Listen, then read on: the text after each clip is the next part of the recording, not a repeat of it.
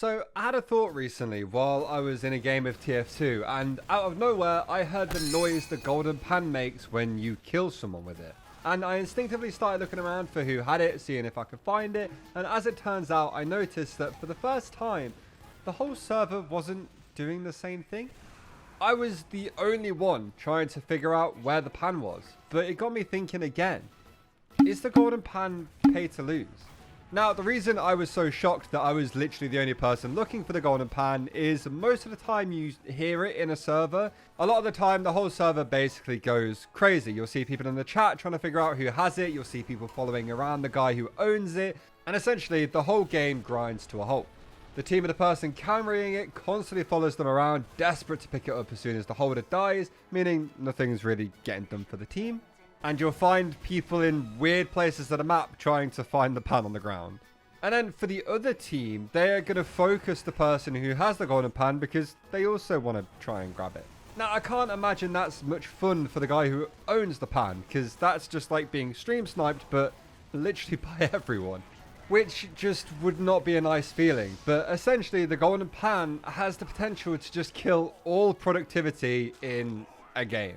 And from my experience, that is normally what happens when you find a golden frying pan in a game. It becomes a whole thing of trying to figure out who has it, where is it, and can I hold it? And that didn't happen this time, which really threw me off. Now, this next bit is completely unrelated to whether or not the golden pan is paid to lose, but I've noticed there are a couple of different types of golden pan owners. You'll obviously have the people who like to completely show their pan off. They're literally letting everybody hold it. They're dropping it in spawn. They're making sure they're getting every single kill with the golden frying pan, making as many golden statues around as possible. And essentially, they want you to know that they've got one. When I got to borrow one for a week back in 2021, I was a little bit like that. Most of the time, I wanted to get kills with the pan because I know I only had it for a little amount of time and I absolutely loved it. And then on the completely opposite end of the spectrum, you've got people who try and hide their golden frying pans. You won't know they've got one until they have to pull their melee out and kill somebody. They'll basically keep it hidden the entire game. If you're lucky, you'll see them pull the pan out for about a second and then they'll put it away again. Just, you know, as a really weird, strange, subtle flex for anyone who does happen to see it. And in a way, I kind of like that. They're trying to be a little bit mysterious. They're kind of cool with it. And they're like the golden pan's not a huge special thing that I have to hold in my hand all the time. Maybe that's like the people who have owned their golden pan for years and years and years that are kind of like that, because once you've owned an item for years, no matter how cool it is, it does lose some of the magic. But maybe the people showing it off are really excited about it because they've just got one. I don't know. I definitely remember through my own personal experience of borrowing a golden pan for a week a few years back, that in certain games, this item is a big fat golden hunt me down thing, right? And I think the way I also look at other golden frying pan owners when I find them in games is that, yeah, I want to hold the frying pan because I'm an idiot and I just want to hold the big shiny thing.